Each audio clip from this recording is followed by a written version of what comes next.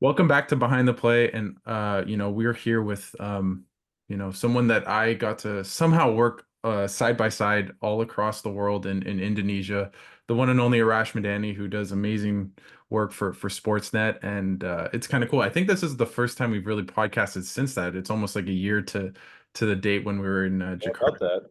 the Yeah. the Canadian men's team. So you've been, doing some fun stuff covering the Olympics and just a man of a world traveler with sports. That maybe talk about a day in the life of Arash in Paris last month covering the Oof. Olympics. Um, Was every day very different? I feel like every day was its own novel for you. yeah, every day was different, and yet every day was the same. Like there was very little sleep and very little quality sleep because the gig I kind of decided for myself was I'm just going to go chase Canadian medals and Canadian stories.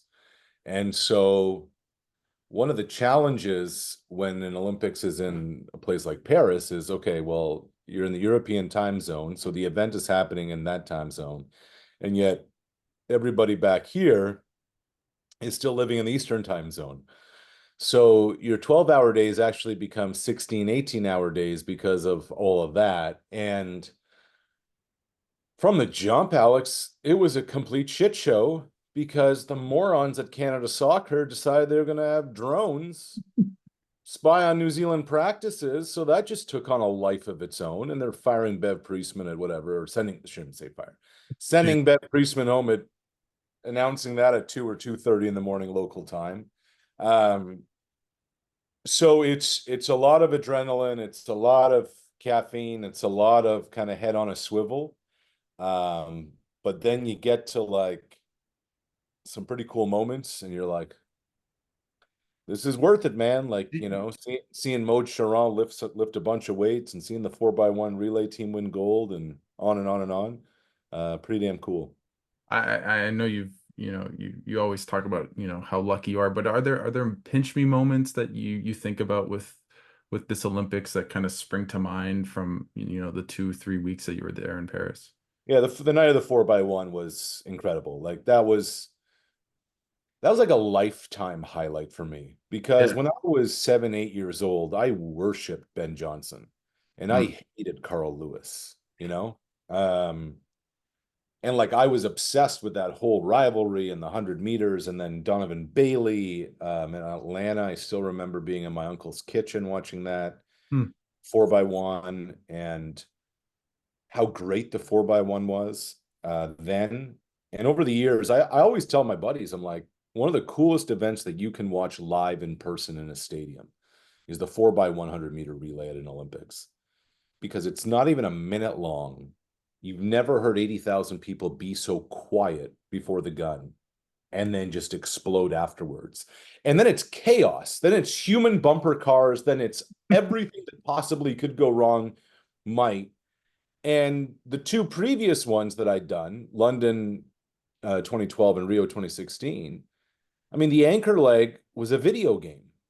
Usain Bolt's not human. Like Yeah. like everybody's pretty much getting the baton Mm. even, and then Bolt just, is basically backpedaling his way while waving and laughing at everyone. And so this one rolls around, and DeGrasse had a bad hamstring, and he'd been crap all week, and Aaron Brown false started, and he hadn't got like nobody had gotten to a final in the 100 or the 200. And out of nowhere, magic happened. Like Andre in that far outside lane, you're just waiting for him to wilt, and he didn't.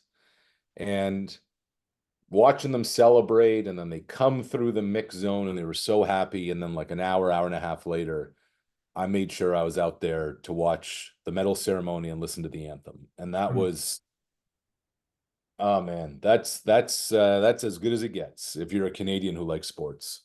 Do you feel like your trust in your own judgment worked out? Because I was reading or listening to somewhere that you almost went to the volleyball, but decided to stay for the 4x100, not even for the 4x100, but for the shot put and just maybe Yeah. that kind of the craziness of your journalism endeavors. Right. Well, that's the thing. Like you have to make a choice. Where are you going to go? Because getting around in Paris was a disaster. And like, here's the thing, Alex, part of the reason why the 4x1 was so great is how out of nowhere it was. But at no point until there were 30 meters to go. And like when I say at no point, like I think that was a Friday. Yeah, afternoon, I think. Friday. Here. Yeah. So Friday night there.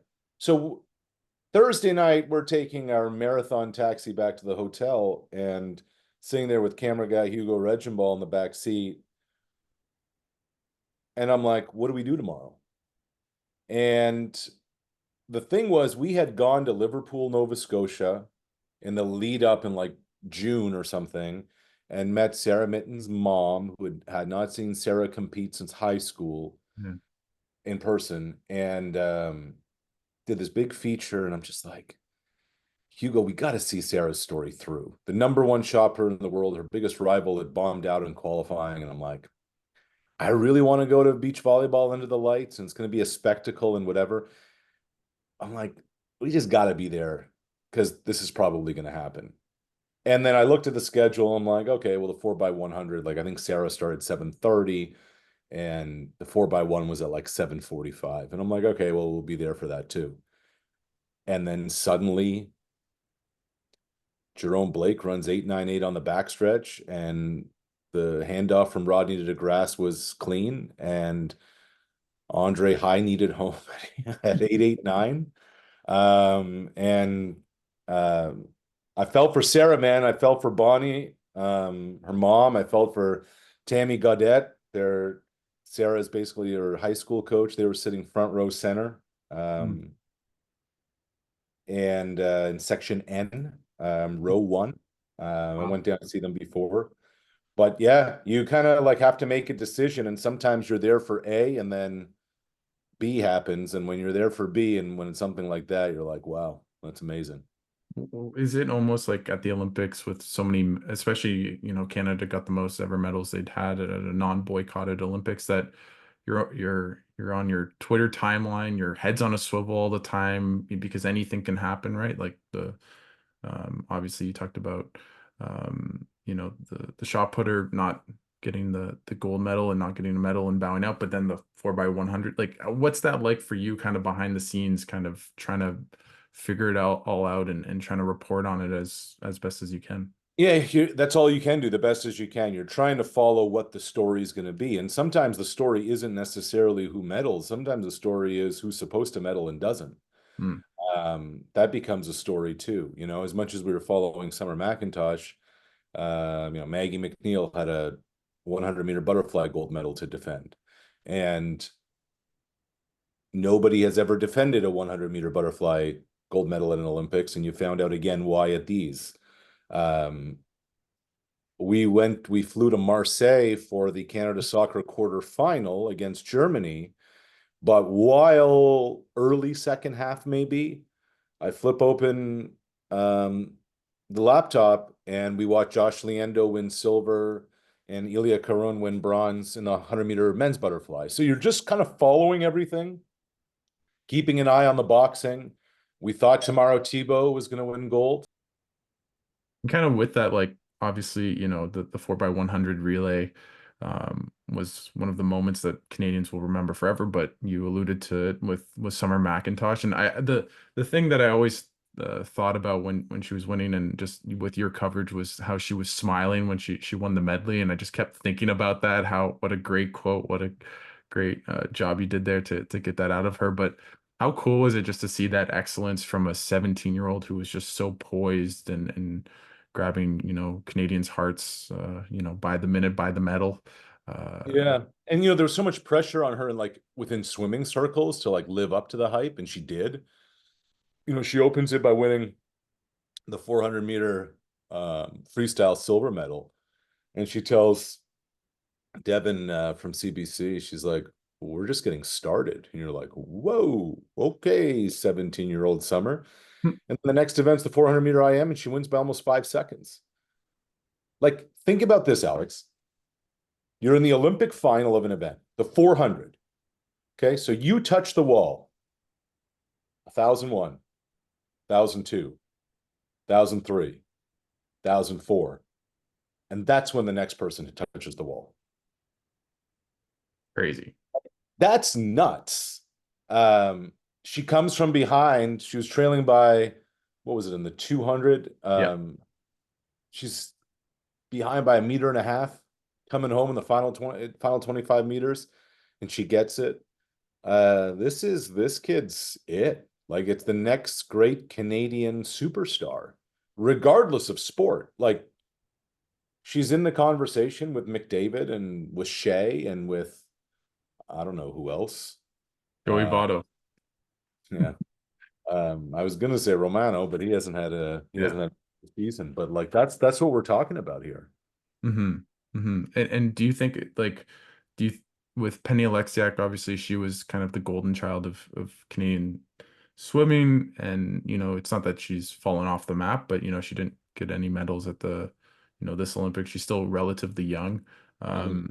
Do you think this is sustainable? Do you believe in, as you said, in all the hype that this is not something, obviously I'm not expecting you to be Nostradamus, but do you feel that it's maybe something where she can pick up, maybe If she wants to, I think hmm, like at this point it's up to her. Like 4 years is a long time. long, long time. And also like, do you want to keep doing this? Is this something that are you going to stay motivated for 4 more years to do this all the time?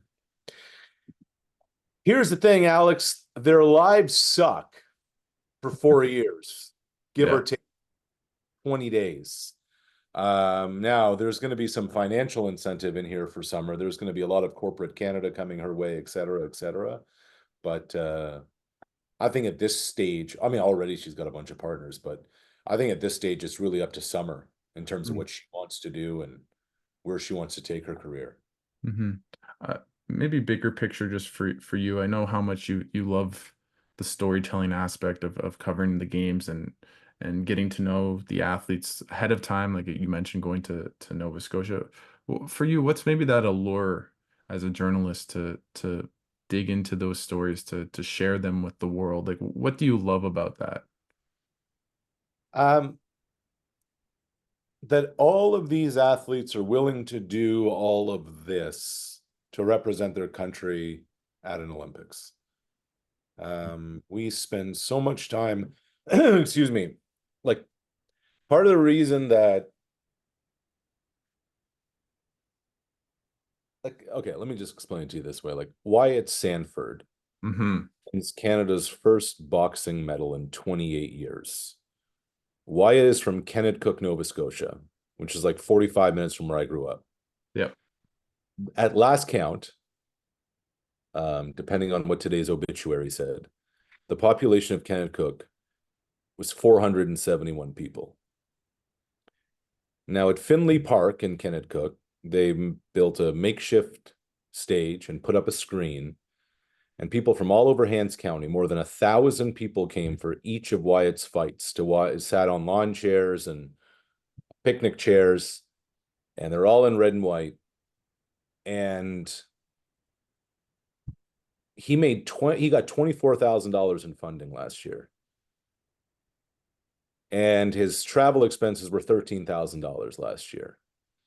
And he's invested like 8 or 9 years of his life into this. And after he wins the bronze medal, I say to him, like, Wyatt, like 5 years ago, you were fighting at the East Hand Sportsplex. And now here you are at the Olympic Games in Paris, and you're going to be on the podium. And he said, I know this might surprise you. He said, I'd rather fight the East Hand Sportsplex because those are my people. Those are the Hmm. people that supported me. Without those people there, I'm not here. It was such a great time, like competing in front of them. And Alex, you've been around long enough. You don't hear that in NHL locker rooms. You Oh don't no, hear you that in don't. Major League Baseball locker rooms. You don't hear that in NBA or NFL locker rooms. So, the appreciation I have, Maud Charon, the weightlifter, talked about how her silver medal in Paris meant more to her than her gold because when she went to Tokyo, nobody was there. It was the COVID Yeah. games. And she's like, my support system, my gang, they weren't there. And she said, I heard them all before I went out to compete in Paris. And she's like, game on. Um, Yeah, I just think that shit's just so fucking great. And Hmm. so I feel that if I have a platform, if I work for a network that's broadcasting these games, that I have an obligation to tell these stories, Hmm. because think of everything they've done. The least I can do is do the little that I can for them. And I was lucky enough to see you behind the scenes when we were in Jakarta and all the work you do to make a TV hit and to kind of what was the term you said, make the sausage, or how to make a sausage or whatever. Yeah. Make And chicken salad out of chicken shit. Yeah. yeah, there you go. There you go. Maybe kind of, I was watching, your recap of the Olympics, which I thought was just, you tied everything onto, into a bow with, going from the 4x100 to Summer McIntosh to the soccer team to, Wyatt Sanford to, everyone within 6, 7 minutes. And I'm curious, like, what is that behind the scenes look like for you? Or maybe just express it because I've seen it a little bit. But how much work goes into that, and how much do you feel almost like a writer in a sense when you're making those pieces as much as you are, on TV in a sense? You know, I'll be honest, that's one of the easiest things to do because I've been so invested in the project for Mm, so long. Like I just kind of thought back to all the places we'd been, all the things that stood out, all the moments that kind of hit you, good, bad, indifferent. Um, and what were the Canadian stories of these Olympics? Like as great as summer was, as wonderful as the 4x1 was, the soccer story oof. was right there. Damian Warner falling apart as the defending Olympic champion, the decathlon. Like life is not a Disney movie, you Well, know? that's what you said. So you really kind of dig in and think about it. And then I gotta give a shout out to my colleague Danielle Michaud. Danielle's an She's Olympic great. junkie too. I sent her my script and I'm like, yo, what am I missing? And she reminded me of the rugby sevens, which I had totally forgotten about because it was like the first few days of the Yep. Olympic. Um, and and she gave me another one that I'd forgotten too. Mhm. Um, so you just want to make sure you're hitting the right notes. And it's not just about the medals, like talking about every medal. It's talking about the story within the story. Um, and I just think that Canadians, Canadian sports fans, people who follow the Olympics, like for 17, 18 days, they're on this magic carpet ride, and then they forget about it and move on with their lives and whatever. Um, so let's just kind of put one final brushstroke on it. And something I really enjoy doing too. Mm. You mentioned the women's soccer team, and I feel like we should, you could probably have hours and hours of podcasting on what happened there, but just being on the ground and being around the team a little bit, just I don't know. How do you put what happened into perspective with this program, with winning a gold medal that might be tainted a little bit now, and the players adamantly saying that they didn't know about the drone scandal, and the staff cheating, but also, it's hard to like. I guess just my question is, what was it like to be on the ground and around the team when all of this was going down?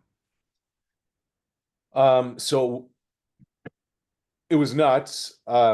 We didn't get there until their final round robin game, following it from afar. Here's the thing, the team wasn't in Paris.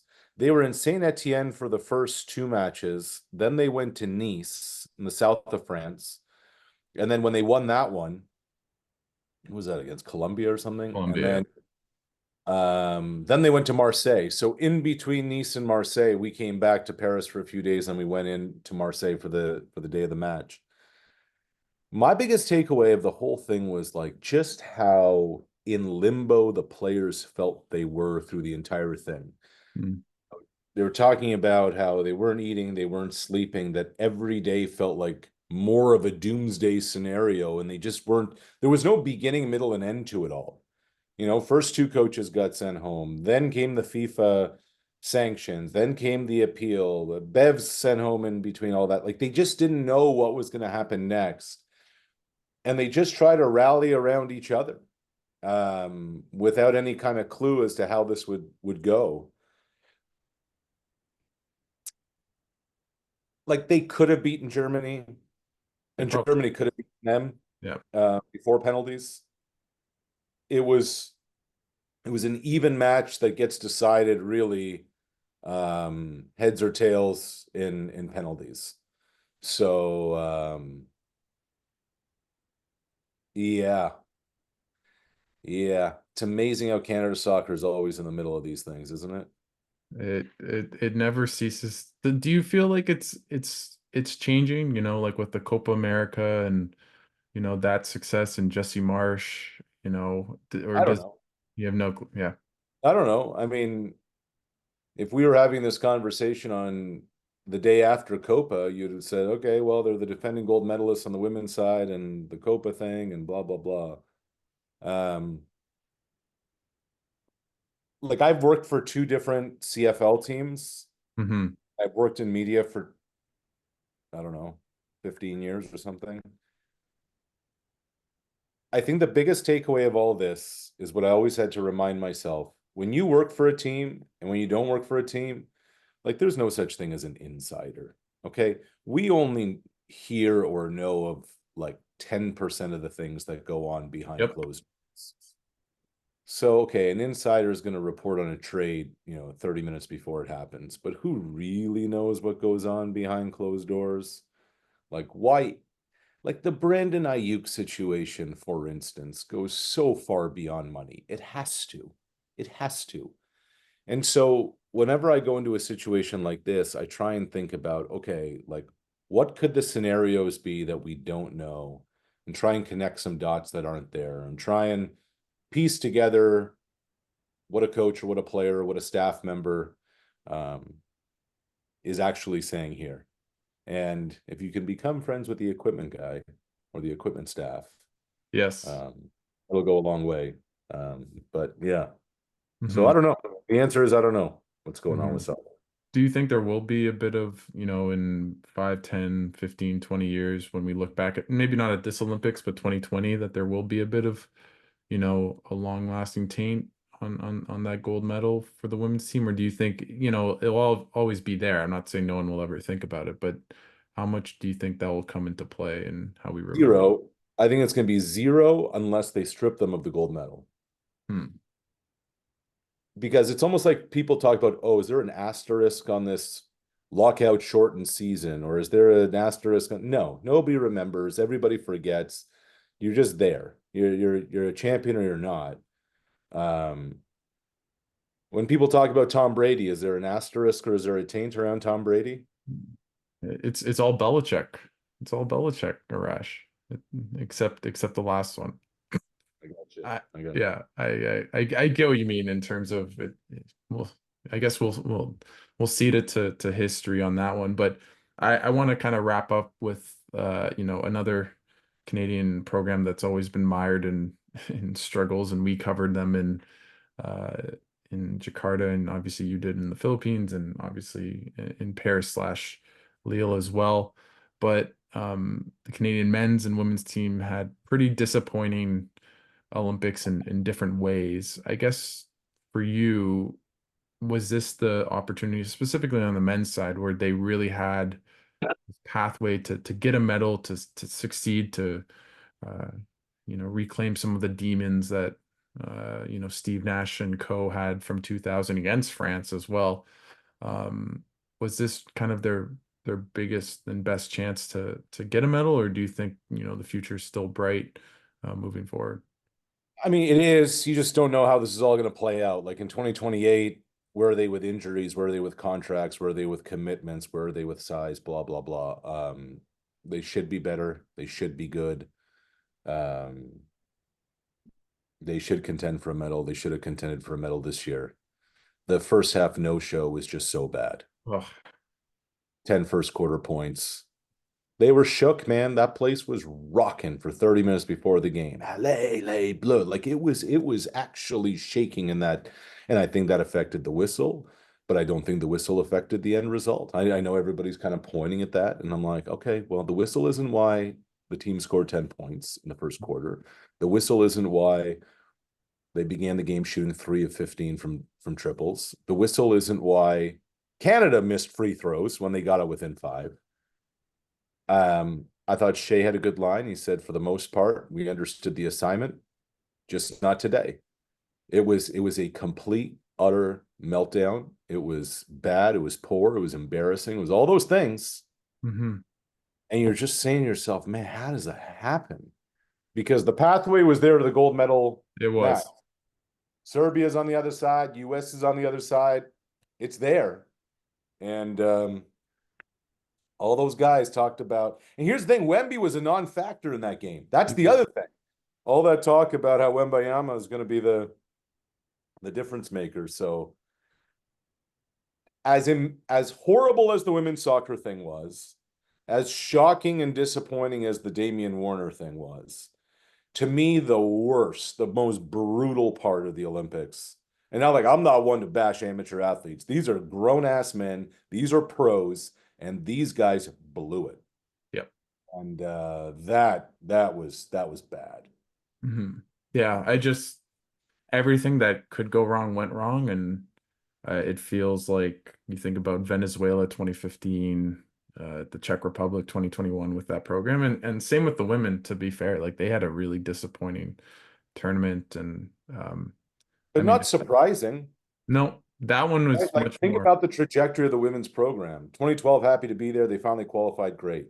2016, they really blew it in Rio. They Uh, did Tokyo was a was mess. horrible. And here they scored 2 points in a quarter. Like I don't know what's wrong with that whole thing. Like there's a lot of soul searching that's going to have to go on for Canada basketball, and just talking to some people around it, I think it's going to happen. But Hmm. start to look inward, like I don't know, like they've changed the coach. Yeah. Um, I don't know. I don't know. I don't know. It might You- be a full I youth movement coming on the women's side. The one saving grace maybe for Canada basketball going forward is the Raptors aren't going anywhere, and there's going to be a WNBA team, and I think that will change a lot, especially on the women's side. Hopefully, with the Caitlin Clark phenomenon and just women's sport, I think the having a WNBA team, we won't really see the byproduct of that for years to come. But I think Canada basketball is in good shape moving forward. But where are they? Because the rest of the world is catching up, right? You look at men's basketball, which I do love that the US I don't think is probably going to win in LA at this point.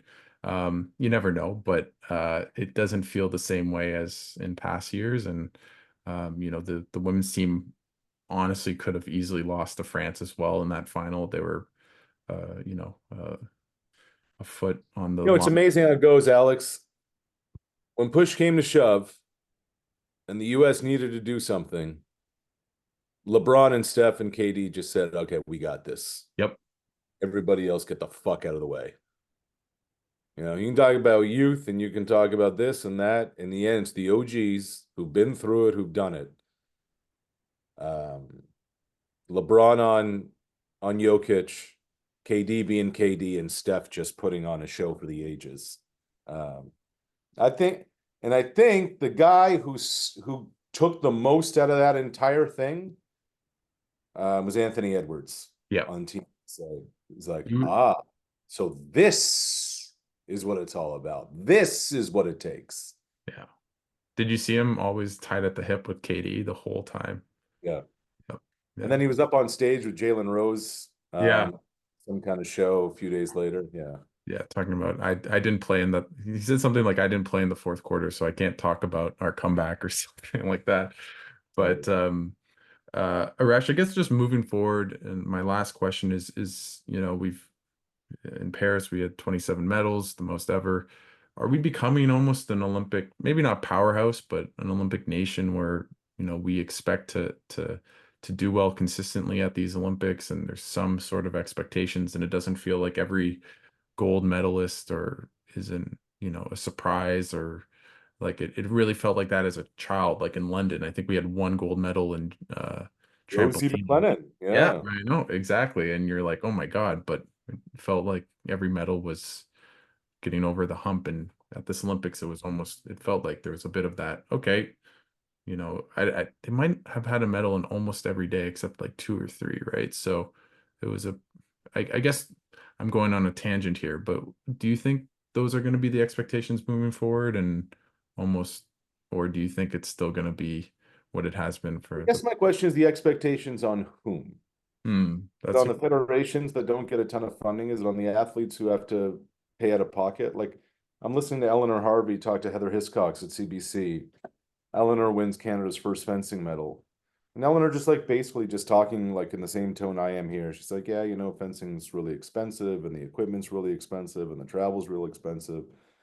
And then we ran out of money, so my mom sold the house and we moved into my grandmother's apartment, a two-bedroom apartment, and my grandmother slept on the couch so I could sleep in the bed so I'd be rested for training. What? Like, what are we doing as a country? Like, where are our priorities here with these athletes? And then how are we putting expectations on these Hmm. people? You know, and they're like, okay, well, there's corporate money and there's corporate funding out there. Cool. Yeah, 30, 40 athletes out of the 338 Team Canada contingent get a little bit of money from a few corporate partners. That's it. Yep. So I just think that as a country, if we like the LA Olympics may as well be a Canadian Olympics. Like they're a It- North American Olympics. They're in this time zone. All eyes are going to be there. I know we did the Own the Podium for Vancouver and what a success it was. Can we make this happen? I don't know, but let's see how it all shakes down. Well, on that optimistic note, I'm gonna ask you about the Vikings. No, I'm kidding. But Arash, thanks so much for taking the time and doing this. You know, you've been such a great mentor to me and so good with me, you know, throughout my journalism journey, I guess is the right way to describe it. So I always appreciate you coming on, and you're one of, I think you were my third guest on this show. So it's always cool that you know, come back, reconvene, have some fun. And yeah, I guess, you know, the floor is yours. Is there anything kind of coming up in the ether that people should stay tuned for? I know you finally got some rest as well from your Yes. Olympic Odyssey, but anything you kind of want to plug or anything coming up that you want to share other than the Vikings, you know. Do you feel confident about this season for the Vikings? No. JJ No. McCarthy just ruined it for you. Yeah, that and just the roster is not very good. No, I would just nothing personally for me. I just wish that our country took amateur sport more seriously and Hmm. Olympic sports and Olympic athletes more seriously. We all care for the 18 days every 2 years. Sure. But I just think that if anybody from the public or private sector pick some of these kids, pick some of these athletes to invest in because the payoff is awesome and their message is awesome and it's worth it. Hmm. Yeah, for sure. Well, thank you so much, Arash. I will be contacting Justin Trudeau here in Ottawa to get some funding for all the athletes. But thanks again for taking the time and doing this, and let's do this again in a couple, maybe every Olympic cycle. I need to have you on or something like that. But thanks so much again for taking the time and doing this. All right, dude. Good to see you.